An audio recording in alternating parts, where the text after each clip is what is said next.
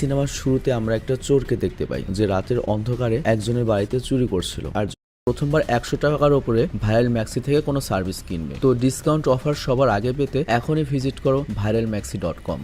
তো এই সিনেমার শুরুতে আমরা একটা চোরকে দেখতে পাই যে রাতের অন্ধকারে একজনের বাড়িতে চুরি করছিল আর যখনই ওই বাড়ির মালিক সেখানে চলে আসে চোরকে দেখে ফেলে, কিন্তু চোরের সঙ্গে আশেপাশে লুকিয়েছিল। তো সে করে কি ওই বাড়ির মালিককে ঘুষি মেরে চোরটাকে নিয়ে সেখান থেকে পালিয়ে যায়। তো এরপর তাদের দুজনকে আমরা একটা গাড়িতে দেখতে পাই। তো যে ছেলেটা চুরি করছিল, যার বয়স অপেক্ষাকৃত কম, তার নাম হচ্ছে স্যাম আর সে একজন কলেজ স্টুডেন্ট। আর ওই চোরকে যে হেল্প করছিল, চোরের অ্যাসিস্ট্যান্ট, তার নাম হচ্ছে জোফিল। আর তার পরিচয় শুনলে তোমার চোখ কপাল উঠে যাবে। সে হচ্ছে পুলিশের একজন এসআই। তবে সে পুলিশের এসআই হলেও তার চরিত্র ক্রিমিনালদের চেয়েও ভয়ঙ্কর, আর সেই হচ্ছে আমাদের এই সিনেমার মূল চরিত্র। তো যাই হোক, এখানে জোফিল আর স্যামের যে পার্টনারশিপ, সেটা হচ্ছে সে স্যামকে দিয়ে চুরি করায় এবং ও যদি চুরি করতে সমর্থ হয় তাহলে তো ভালো, কিন্তু চুরি করতে গিয়ে যদি ধরা খায়, ও নিজেই তো পুলিশ, ওকে ধরে মনে করে বাঁচিয়ে নিয়ে আসবে আর কি। এবং এর ফলে যেটা হয়, চুরি ভাগাভাগি করে নেবে, একটা বড় অংশ আর কি মনে করো এসআই নিয়ে নেয়। তো এর পরের সিনে আমরা জোফিলকে, আমি ওই পুলিশকে তার গার্লফ্রেন্ডের সাথে দেখি, যেখানে সে টিভিতে একটা নিউজ দেখছিল। আর ওই নিউজে দেখানো হচ্ছিল এই শহরের সবচেয়ে ধনী লোক তাইসুকে পুলিশ $780 মিলিয়ন সরানোর জন্য গ্রেপ্তার করেছে। চিন্তা করো, $780 মিলিয়ন, যেটা প্রায় 7-8 হাজার কোটি টাকার মতো। তো এটা দেখে ফিল বলে, এই লোকটা জাস্ট আমাকে যদি 1 কোটি টাকা দেয়, আমি তাকে এই মুশকিল থেকে বাঁচাতে পারবো। মানে ও একবার লাভ দিয়ে ওঠে খবর দেখে। আর এরপর আমরা দেখতে পাই যে ফিল পুলিশ স্টেশনেও ব্যাপক দুর্নীতি, ঘুষ টুস খায় এবং টাকা পয়সা নেওয়ার জন্য বিভিন্ন পদ্ধতি খুঁজে রেখেছে, যেমন বইয়ের মধ্যে টাকা গুজে রাখা, মানে যত অকাম কুকাম আছেও করে আর কি। এবং কয়েকদিন আগে আমরা ওর আরেকটা সিনেমা দেখেছিলাম, সেখানেও এরকমই চরিত্রের একটা পুলিশ ছিল আর কি। তো যাই হোক, 2 নম্বরই কাজ যদি কেউ করে, সেটা তো আর গোপন থাকে না, জানাজানি হয়। তো এর জন্য ওদের যে ইন্টারনাল অ্যাফেয়ার্স টিম রয়েছে, মানে পুলিশের ভেতরেই আবার ইনভেস্টিগেশন টিম রয়েছে, সেখান থেকে 2 জন অফিসার আসে এবং তারা ফিলকে বলে, তোমার উপরে অনেক আগে থেকে আমাদের নজর রয়েছে, কিন্তু শক্ত কোনো প্রমাণ খুঁজে পাচ্ছি না। শক্ত প্রমাণ যেদিন খুঁজে পাবো, তখন পুলিশের চাকরি তো তুমি হারাবে, এর সাথে সাথে কমপক্ষে 15 বছর তোমাকে জেলে আটকে রাখবো। কিন্তু ফিল তখন বলে, আমি খুবই সৎ একজন পুলিশ অফিসার, তো আমি এমন কোনো খারাপ কাজ করিনি যেসব হুমকিতে ভয় পাবো। মানে চিন্তা করো। আর সত্যি বলতে বর্তমান বিশ্বের চোরের মায়ের গলা সবসময় বড়ই হয়ে থাকে। তো যাই হোক, এরপর আমরা চোকা নামের একটা লোককে দেখতে পাই, যে এই শহরের মোটামুটি ছোটখাটো গ্যাংস্টার। তো এই চোকার সাথেও আমাদের নায়ক ফিলের আবার সম্পর্ক রয়েছে। তো চোকা করে কি, ফিল যে অবৈধ টাকাগুলো কামায়, সেই টাকাগুলো দিয়ে করে কি প্রপার্টিতে ইনভেস্ট করে, যাতে টাকাগুলো আসল হয়ে যায়। বিষয়টা আমি তোমাকে বুঝিয়ে বলছি। ধরো আমাদের ফিল যে টাকা পয়সা কামায়, ও পুলিশের চাকরি করে বেতন পায়, ধরো 30,000 টাকা কামায় প্রতি মাসে, 30 লাখ 50 লাখ। এই টাকাগুলো শো করবে কিভাবে? তো করে কি, চোকাকে দিয়ে জমি জমা কেনায় বা বিভিন্ন জায়গায় ইনভেস্ট করে, যাতে ওর ব্যাংক অ্যাকাউন্ট বা পুলিশ যদি পেছনে লাগে, অ্যাকচুয়াল ওর প্রপার্টিকে এটা না জানতে পারে। তো যাই হোক, ওই চোকা তখন ফিলকে বলে, আমি নতুন একটা প্রপার্টি দেখেছি, তবে এইটা কিনতে কম করতে হলেও তোমাকে $2 লাখ ইনভেস্ট করতে হবে। দ্যাট মিনস 2 কোটি টাকার উপরে আর কি। তো ফিল তখন বলে, 2 কোটি টাকা তো আমার বাপের কাছেও নেই, তবে সমস্যা নেই, 2 কোটি টাকা ম্যানেজ করা আমার জন্য খুব একটা ব্যাপার হবে না, কোনো না কোনো একটা ব্যবস্থা আমি করে নেবই। তো টাকার ব্যবস্থা করতে ফিল করে কি, সেই চোর স্যামের কাছে যায়। আর তখন সে স্যামের কাছে নামি নামে একটা মেয়েকে দেখতে পায়, যে কিনা স্যামের কলেজ ফ্রেন্ড। আর এখানে আমরা জানতে পারি স্যাম মূলত আসলে ডাইরেক্ট চোর যে তা না, ও কলেজে পড়তো, কিন্তু কোনো কারণে পুলিশ ওকে ধরে, মানে এই ফিল ওকে ধরে ওর নিজের কাজে লাগাচ্ছে, মানে চোর বানিয়ে নিয়েছে। তো যাই হোক, স্যামের কাছে নামের কিছু জিনিস ছিল, তো সেগুলো নিতেই মূলত ওই নামি নামে মেয়েটা এসেছিল এবং হতে পারে ওদের মধ্যে প্রেম প্রীতির চক্কর রয়েছে। তো যাই হোক, নামে পুলিশ দেখে দ্রুত সেখান থেকে চলে যায়। আর তারপর ফিল ওর সাথে দেখা করে এবং বলে, আমার জন্য তো তোর আরেকটা কাজ করতে হবে। আসলে এবার আমার অনেকগুলো টাকার প্রয়োজন, তো বড় একটা দান মারতে হবে আমাদের। তো প্ল্যান আমার কাছে আছে, চল। তো এরপর সে স্যামকে নিয়ে পুলিশের যে ওয়্যার হাউস রয়েছে, মানে পুলিশরা যে তোমার ড্রাগস, তারপর বিভিন্ন দামি দামি জিনিস, স্বর্ণমর্ণ অমুক তমুক, ওগুলো যে বাজেয়াপ্ত করে যেখানে রাখে, সেই ওয়্যার হাউস লুট করার ওরা প্ল্যান করেছে। এবং এখান থেকে যদি ওরা এগুলো লুট করতে পারে, আর আমাদের ফিল যে টাইপ পুলিশ, ওর কাছে ড্রাগস বিক্রি করা তো কোনো ব্যাপার নয়। তো ওদের টার্গেট হচ্ছে এখান থেকে লুট করে কোটি কোটি টাকার মালিক হয়ে যাবে। তো স্যাম তখন বলে, ওস্তাদ সবই ঠিক আছে, কিন্তু তাই বলে পুলিশের ওয়্যার হাউস থেকে কিভাবে চুরি করবো? এটা তো অনেক রিস্কি, ধরা পড়লে তো আমরা অনেক বাজেভাবে ফেসে যাব। আর তখন ফিল বলে, দেখ আমি পুলিশ হয়েছি এ কারণেই, কারণ আমি পুলিশ দেখে অনেক ভয় পেতাম। তো তুই একদম টেনশন করিস না, তোকে গিয়ে ধরলে তো আমি ধরবো, কিভাবে কি বাঁচাতে হয় সেটা আমি দেখবো, আমি সব সামলে নেব। আবার এদিকে আমরা দেখতে পাই ফিলের যে আবার আরেকটা পার্টনার ছিল চোকা, যে জমি টমি কিনে দেয়, ও আবার তার কিছু লোককে নিয়ে ফিলকে সাহায্য করার জন্য আশেপাশে এসেছিল। তো ওই চোকা করেছে কি, তার একটা ওখানে লোককে ওয়্যার হাউসে কিছু তার কাটতে পাঠায়, যাতে ওখানে ভেতরে ঢুকলে অ্যালার্ম না বাজতে পারে। তো তারটার কাটা শেষ হওয়ার পরে চোকাকে জিজ্ঞেস করে, তুই কি সবুজ তারটাই কেটেছিলি? লোকটা তখন বলে, আমি তো কালার ব্লাইন্ড, কোনটা সবুজ কোনটা কালা এটা তো ঠিক পাইনি, এই জন্য সব তারই কেটে দিয়ে এসেছি। তো চোকা তখন বুঝতে পারে ঘটনা তো একটা ঘটে গিয়েছে, মারাত্মক ধরনের শর্ট সার্কিট করবে এবং যে কোনো সময় একটা বড় ধরনের দুর্ঘটনা ঘটতেই পারে। তো চোকা দ্রুত ফিলকে কল করে এবং বলে স্যামকে দ্রুত বের হয়ে আসতে বলো, দুর্ঘটনা ঘটতে পারে। তো ফিল ওকে কল করে বাট ধরে না। তো তারপর ফিল করে কি, ওকে বাঁচাতে দ্রুত ওয়্যার হাউসের কাছে যায়। আর তখনই ফিলের হোয়াটসঅ্যাপে একটা ভিডিও মেসেজ আসে, বাট ওর এখন এটা দেখার সময়ও নেই। আর এই পয়েন্টটা মনে রেখো যে ওর মোবাইলে একটা ভিডিও মেসেজ এসেছিল। তো যাই হোক, ফিল তখন সেই ওয়্যার হাউসের ভেতরে ঢোকার আগেই বিশাল বড় একটা ব্লাস্ট হয়, আর এর ফলে ভেতরে থাকা স্যাম তো পুরোপুরি শেষ। আর পরের দিন যখন ফিলের চোখ খোলে, সে নিজেকে পুলিশের হসপিটালে দেখতে পায়। তো ফিলের বস তখন আসে এবং বলে, কালকে রাত্রে পুলিশের ওয়্যার হাউস কে উড়িয়ে দিয়েছে। আর ওখানে যে শুধুমাত্র ড্রাগ, সোনাদানা বা জব্দ করা জিনিস থাকে তা নয়, ওই বড় পলিটিশিয়ানের বিরুদ্ধে সকল প্রমাণাদি ওখানে ছিল। আর এর সাথে ওখানে একটা লাশও পাওয়া গিয়েছে। কিন্তু সবচেয়ে আমার বড় প্রশ্নটা হচ্ছে, তোকে কেন আহত অবস্থায় ওখানে পাওয়া গেল? তো এখানে ফিল তার বসের কথার কোনো জবাব দিতে পারে না। কিন্তু ফিলের বস বলে, চিন্তা করিস না, এইবার অনেক বাজেভাবে তুই ফেসে গিয়েছিস, তবে আমার কাছ থেকে আর কোনো ধরনের আশা করিস না, আমি তোকে কিন্তু আর কোনো রকমের হেল্প করতে পারবো না। তো বস এরপর সেখান থেকে চলে যেতেই ফিল করে তাড়াতাড়ি বাথরুমে যায় এবং ওর সিম কার্ড এবং ফোন ভেঙে পানিতে ফেলে দেয়, যাতে পুলিশ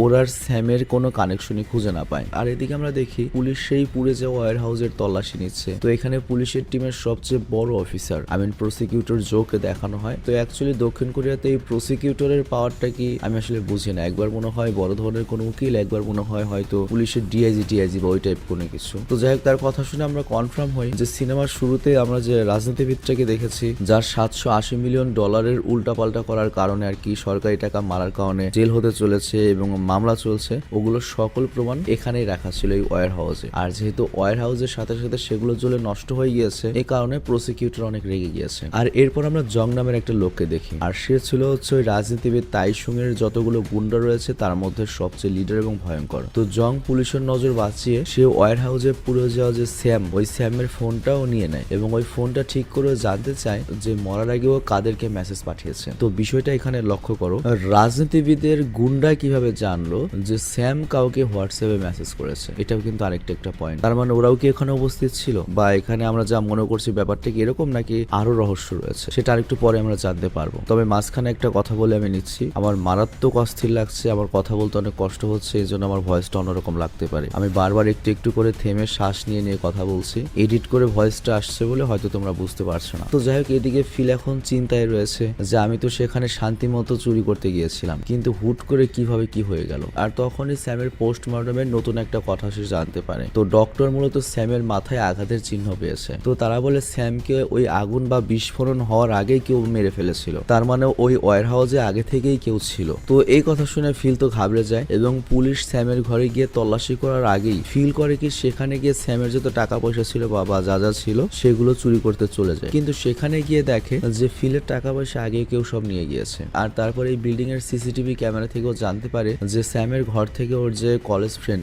বান্ধবী নামি সবকিছু চুরি করে নিয়ে গিয়েছে। তো নামিকে এরপর খুঁজতে ফিল করে কি সেই রেস্টুরেন্টে যায় যেখানে সে ফুড ডেলিভারির কাজ করে আর কি, মানে ওই মেয়েটা। আর এই রেস্টুরেন্টের মালিকের নাম হচ্ছে জাইকো। তো যাই হোক, ওই লোকটি ফিলকে দেখে চিনে ফেলে, কিন্তু ফিল অনেক চেষ্টা করে তাকে চিনতে পারে না। তো এর জন্য ওই লোকটি ফিলকে মনে করানোর জন্য বলতে থাকে যে তোমার মাথায় একটা আঘাত রয়েছে, ওটা দেখো। তো তখন ফিলের 2 বছর আগের কাহিনী মনে পড়ে। তো অ্যাকচুয়ালি 2 বছর আগে জাইকোর একটা মেয়ে ছিল যে পুলিশের অবহেলার কারণে, মানে পুলিশ যখন একটা সন্ত্রাসীকে ধরতে গিয়েছিল এবং এনকাউন্টারে গুলি করেছিল, তখন তার মেয়ের গুলিটা লেগেছিল। তো এই জন্য পুলিশ তো অনেক অনুতপ্ত ছিল। তো তার মেয়ের ফিউনারালের পর জাইকেও সুইসাইড করতে চেয়েছিল, কিন্তু পুলিশ টিম তাকে কোনোভাবে এটা করতে দিচ্ছিল না, বাধা দিচ্ছিল। তো অনেক চেষ্টার পরেও জাইকো যখন মানতে চায় না, তখন ফিল না চাইতেও তাকে থামাতে তার গায়ে হাত তুলেছিল। আর ওই সময় জাইকো একটা কাচের টুকরা নিয়ে ফিলের উপর হামলা করে দিয়েছিল। তো এর ফলেই তখন থেকে ফিলের চেহারা ওই দাগটা রয়ে গিয়েছে। তো যাই হোক, এরপর কাহিনী আবার বর্তমানে আসে। আর এখানে ফিল জানতে পারে যে জাইকোর মেয়ে আর নামি অনেক ভালো বান্ধবী ছিল, আর এই কারণেই নামি এখনই জাইকোর রেস্টুরেন্টে কাজ করে আর কি। তো যাই হোক, ফিল এখানে নামি সম্পর্কে সবকিছু বলে যে নামি তো পালিয়ে গিয়েছে, প্লাস এরকম টাকা পয়সা নিয়ে গিয়েছে একটা ছেলের। তো এটা শুনে সে তো অবাক হয়ে যায়, ওই জাইকো। তো এবং সে তাকে বলে আপনার কাছে তাহলে একটা রিকোয়েস্ট, নামিকে তো আমি আমার মেয়ের যে ট্র্যাক শুটটা ছিল যেটা পরে সে মারা গিয়েছিল সেই শুটটা ওকে দিয়েছিলাম। তো যেখানে যাক ওকে পেলে অন্তত আমার ওই ট্র্যাক শুটটা এনে আমাকে ফেরত দেবেন এবং আমি ওটাকে জ্বালিয়ে দেবো যাতে আমার মেয়ের ফিউনারালটা পূর্ণ হয়। তো ফিল বলে ঠিক আছে, আমি আমার দিক দিয়ে সম্পূর্ণ চেষ্টা করবো, মানে কথা কথার কথা বলে দেয় আর কি। আর এদিকে তাইসুং এর বিরুদ্ধে সকল প্রমাণ শেষ হওয়ার কারণে পুলিশ তাকে ছেড়ে দিতে বাধ্য হয়। আর এখান থেকে যাওয়ার সময় আমরা দেখতে পাই সে প্রসিকিউটর জোকে বলে, আসলে তোমাদের মতো এই সরকারি চাকরিজীবীদের এরকম বড় বড় মানুষদের সাথে পাঙ্গা নেওয়ার আগে 10 বার চিন্তা ভাবনা করা উচিত। আর এটা খুবই চিরন্তন একটা সত্য কথা, সেটা দক্ষিণ কোরিয়া থেকে শুরু করে ঘানা, বাংলাদেশ, ভারত সব দেশের জন্য প্রযোজ্য, এমনকি আমেরিকাও। তো যাই হোক, এরপর সে মিডিয়ার সামনে আসে এবং বলে, আমি এই দেশের একজন সম্মানিত বিজনেসম্যান এবং রাজনীতিবিদ, এবং আমি বিজনেস এবং রাজনীতির বাইরেও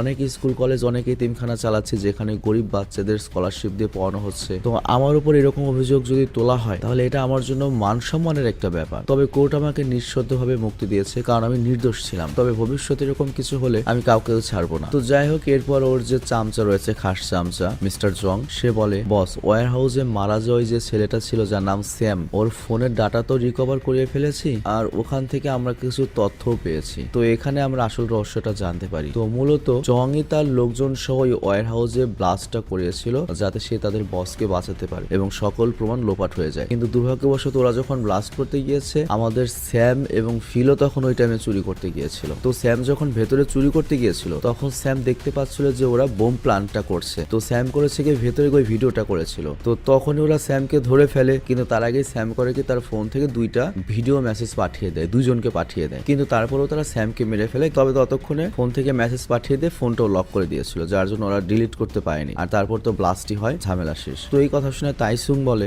ওই রাজনীতিবিদ কোন 2জনকে পাঠিয়েছিল, দ্রুত খুঁজে বের করো। তো জং তখন বলে, আমি তো একজনের নাম বের করতে পেরেছি যার নাম হচ্ছে নামি, আর আরেকজন হচ্ছে পুলিশ অফিসার, কিন্তু কোন পুলিশ অফিসার আমি জানি না, তাকে এখনো আমরা খুঁজছি। তো এই কথা শুনে তো তাইসুং ভয় পেয়েছে এবং ধমক দিয়ে বলে, জলদি ওদেরকে খুঁজে বের করে খতম করে দাও, নয়তো আমি তোমাদেরকে মেরে ফেলবো। তোমরা কি বুঝতে পারছো, যদি এটা জানাজানি হয় যে আমরাই ওখানে ব্লাস্ট করিয়েছি, প্রমাণ লোপাট করেছি, তাহলে কি অবস্থা হবে। আর এদিকে আমরা দেখি ফিল কিন্তু একটা চোরের সাহায্যে নামির লোকেশন বা কোথায় রয়েছে এটা জেনে ফেলে। আর নামিকে ধরতে সে হোটেলে যায় এবং সেখানে নামি মূলত তার একটা বান্ধবীর সাথে লুকিয়েছিল। তো নামি আর নামির বান্ধবী করে কি, তোমার ফিলের উপর আক্রমণ করে। কিন্তু হাজার হলো ফিল তো একজন পুরুষ মানুষ, তার উপর পুলিশ অফিসার। তো কিছুক্ষণ ফাইট করার পরে ফিল ওই মেয়েগুলোকে হারিয়ে দেয়। আর তারপর সে নামিকে জিজ্ঞেস করে যে স্যামের বাড়ি থেকে যে টাকাগুলো চুরি করেছে ওগুলো কোথায়। তো প্রথমে তো নামি তাকে কিছু বলে না, কিন্তু যখন ফিল নামির ফ্রেন্ডকে একটু টর্চার করে তখন নামি বলে, আমি টাকাগুলো আমার ঘরে লুকিয়ে রেখেছি। তো এরপর ফিল করে কি ওই 2টো মেয়েকে গাড়িতে বসে নামির বাড়ির দিকে যেতে থাকে। আর রাস্তায় যেতে যেতে সে নামিকে বলে, স্যামের মৃত্যু কোনো অ্যাক্সিডেন্টে হয়নি,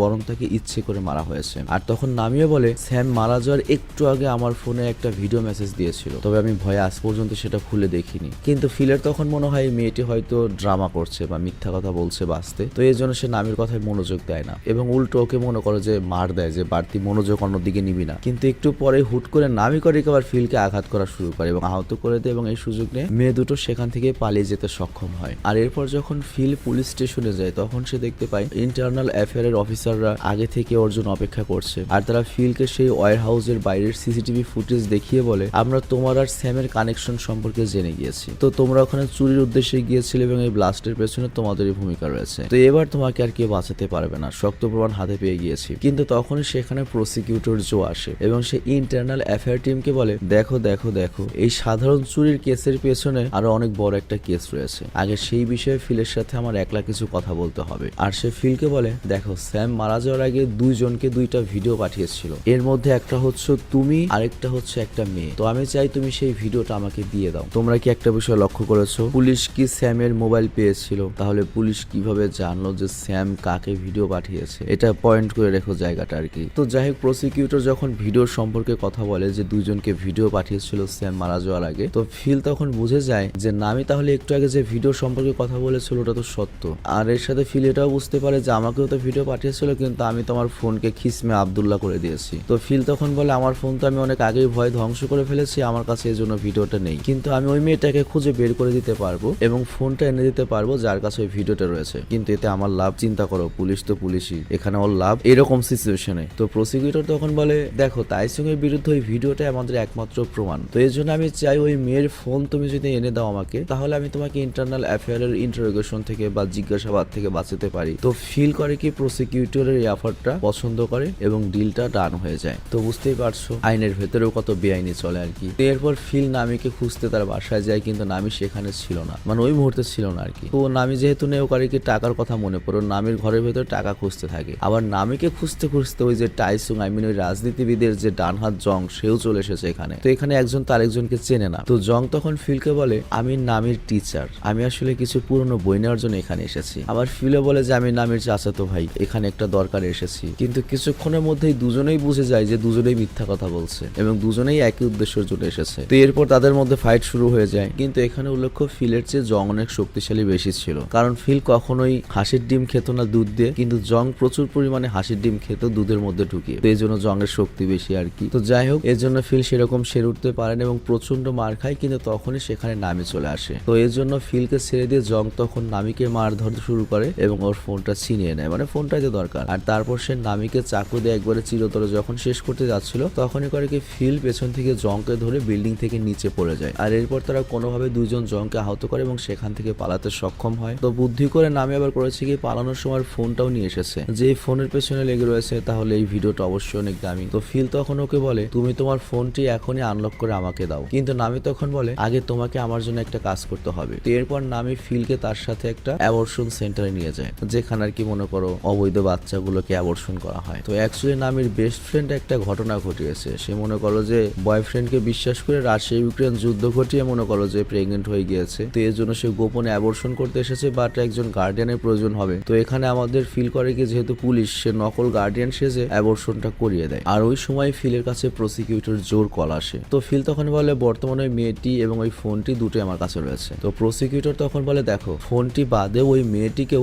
এই কেসের বর্তমানে একজন সাক্ষী হিসেবে ধরা হবে, কারণ ও ভিডিওটা দেখেছে। তো এর জন্য আমি চাই তুমি ফোনের সাথে সাথে ওই মেয়েটিকেও এখানে নিয়ে আসো। আমরা জাস্ট ওই মেয়েটিকে ফর্মালিটি মেনটেন করার জন্য দুই একটা ছোটখাটো প্রশ্ন করে ছেড়ে দেবো। আর বুঝতেই পারছো প্রসিকিউটর এত বড় একটা মানুষ, তার কথা না মানলে কি হয়। তো যাই হোক, এরপর ফিল করে ওই দুইটা মেয়েকে নিয়ে গার্লফ্রেন্ডের বাসায় যায়। আর ফিলের গার্লফ্রেন্ড তখন ওই দুইটা মেয়েকে বলে তোমাদের যতদিন ইচ্ছে এখানে থাকতে পারো। সিরিয়াসলি আমি যদি বাড়িতে এরকম একটা মেয়ে নিয়ে আসি, আমার বউ আমাকে মনে করো না কইলাম আর থাক। তো যাই হোক, এরপর প্রসিকিউটরের সাথে দেখা করতে হবে। তো এর জন্য ফিল করে কি নামিকে নিয়ে প্রসিকিউটরের সাথে দেখা করতে যেতে থাকে। কিন্তু নামি এখানে প্রচন্ড ভয় পেয়েছিল, মানে বুঝতেই পারছো পুলিশের অনেক বড় একটা লোক বা প্রসিকিউটর। তো ফিল তখন তাকে সাহস দিতে থাকে যে ভয়ের কিছু নেই, সে আমাদের লোক, তার সাথে আমার ডিল হয়েছে, সে জাস্ট তোমাকে ছোটখাটো কিছু প্রশ্ন করে ছেড়ে দেবে। তুমি ভয় পেও না, তুমি একবারে নির্ভয়ে যেটা সত্য সেটা বলে দেবে, কারণ তুমি তো এর এলেও নেই মেলেও নেই, তুমি তো আর কোনো কিছুর মধ্যে জড়িত না। তো এই অল্প সময়ের মধ্যে যেটা হয়, নামি কিন্তু ফিলকে একটা বড় ভাই হিসেবে তাকে বিশ্বাস করা শুরু করে এবং তার সাথে অনেক ভালো একটা সম্পর্ক হয়ে যায়, মানে গার্ডিয়ান মানা শুরু করেছে, বিশেষ করে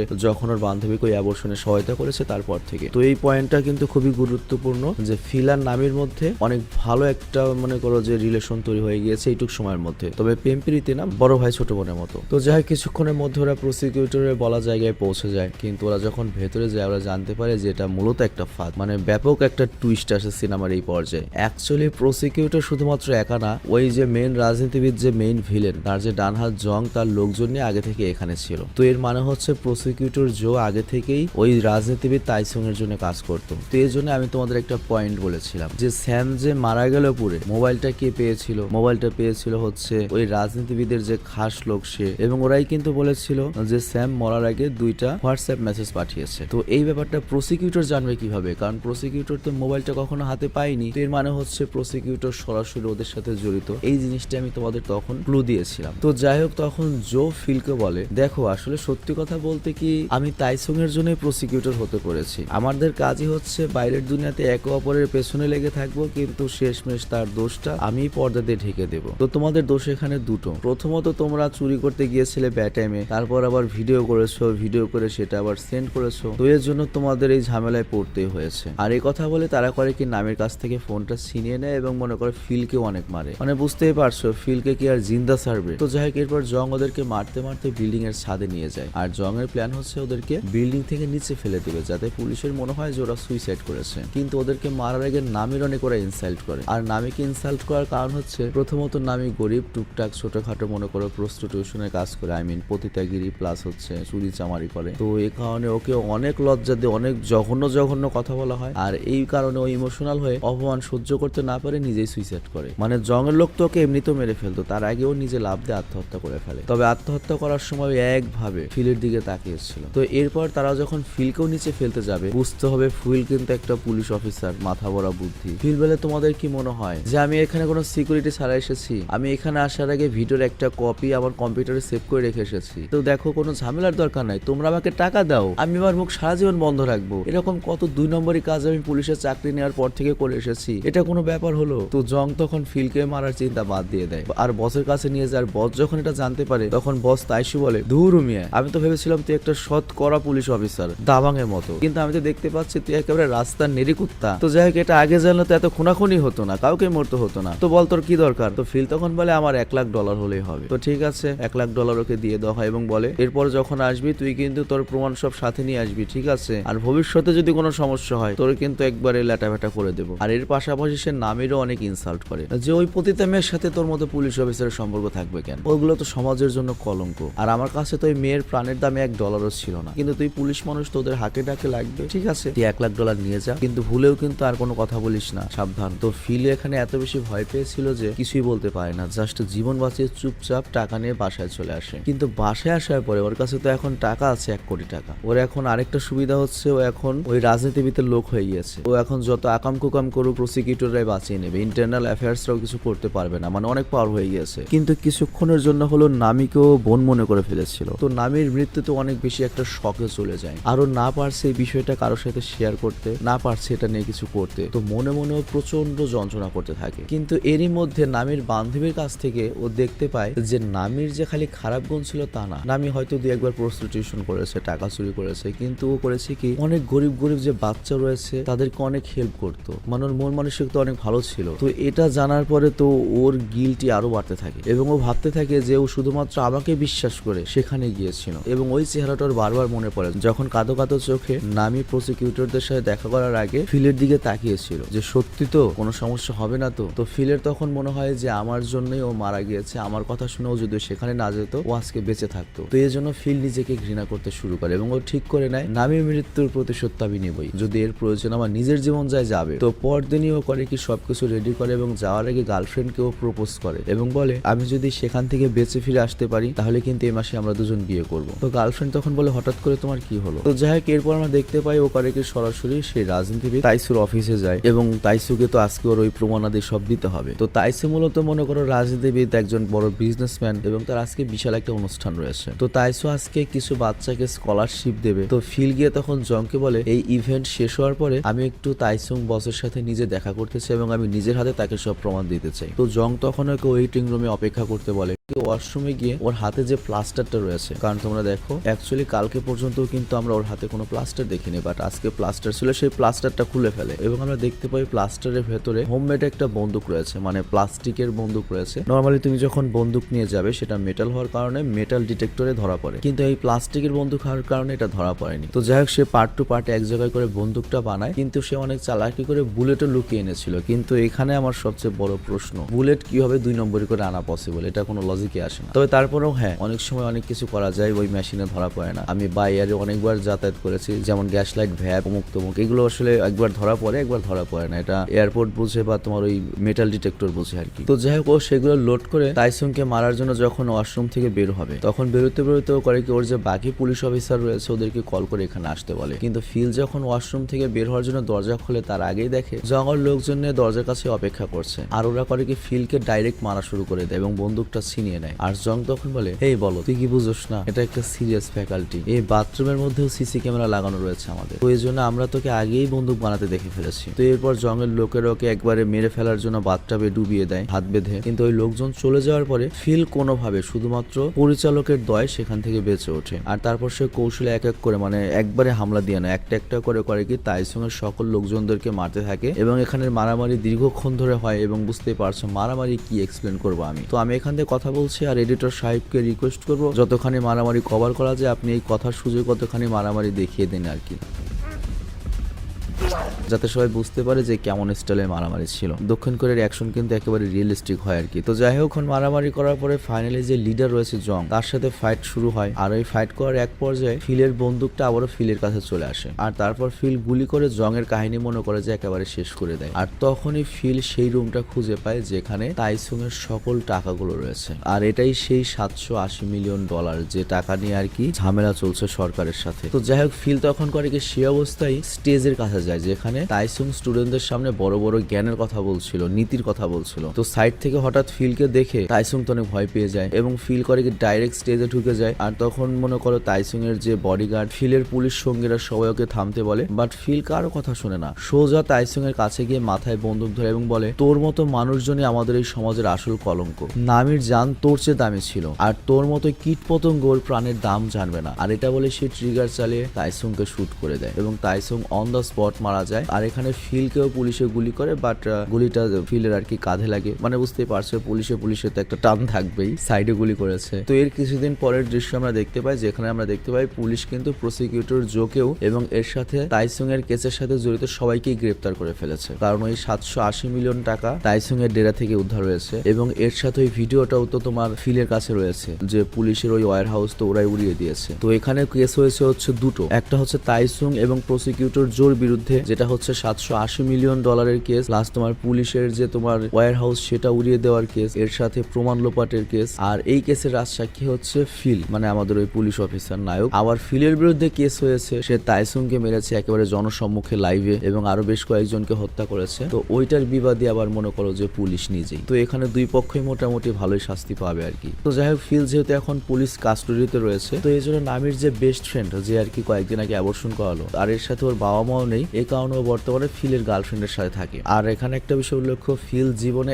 এত বেশি অবৈধ টাকা ইনকাম করেছে যে ওর গার্লফ্রেন্ড সারা জীবনও যদি মনে করো যে খরচ করতে থাকে ফুরাতে পারবে না। আর সিনেমার শেষ দৃশ্যে আমরা দেখতে পাই ফিলকে কেসের জন্য কোর্টের দিকে নিয়ে যাওয়া হচ্ছে। আজকে ওর শুনানি, মানে আজকে যে কোনো একটা রায় হবে ফিলের, 5 বছরের জেল দিবে নাকি ফাঁসি দিবে, যাই হোক দিবে। আর তখন ও রাস্তায় কিছু কলেজের মেয়েকে দেখতে পায়, আর ওইসব মেয়েদের মধ্যে সে নামিকেও দেখতে পায়। আর ওই নামিকারীকে ফিলের দিকে তাকিয়ে অনেক মায়া করে হাসছিল, বাট অ্যাকচুয়ালি আমরা তো জানি এটা সবকিছু ফিলের কল্পনা ছিল। তো এটা থেকে আমরা বুঝতে পারি ফিল এখনো নামিকে অনেক বেশি মিস করে, এবং যে ফিলকে আমরা শুরুতে দেখেছিলাম মানে অনেক খারাপ একটা পুলিশ, লাস্টে কিন্তু ও পুরোটাই চেঞ্জ হয়ে গিয়েছিল। তো এরকম একটা ইমোশনাল এন্ডিং দিয়ে এই সিনেমাটি শেষ হয়ে যায়। তবে